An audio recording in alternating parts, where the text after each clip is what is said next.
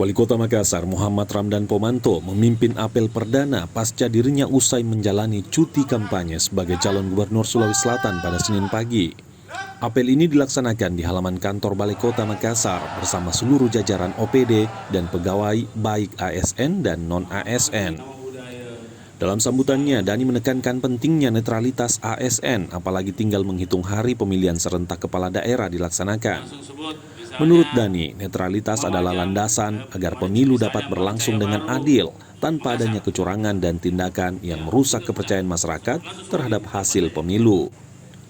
Dani berharap seluruh ASN dapat menjadi teladan bagi masyarakat dalam menyalurkan hak pilihnya dengan bijak, sesuai dengan hati nurani dan tetap menghormati hak orang lain untuk memiliki pandangan yang berbeda.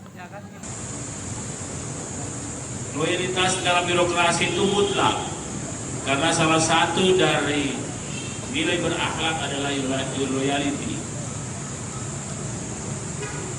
Kalau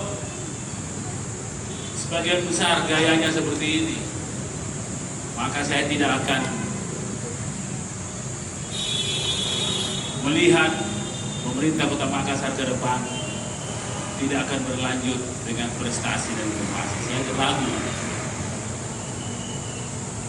Saya pasti selesai. Pasti. Itu suratan undang-undang.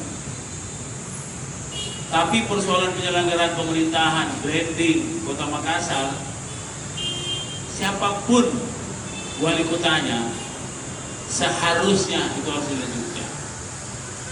Intinya apa? Birokrat yang profesional. Birokrat ini harus ditambah solidkan. Kenapa? Menghadapi pilkada ini harus solid. Solid dengan kenetralan yang tinggi. Anda boleh berbeda di dalam pilihan. Itu hak saudara-saudara semua. Tapi jangan mengintimidasi rakyat.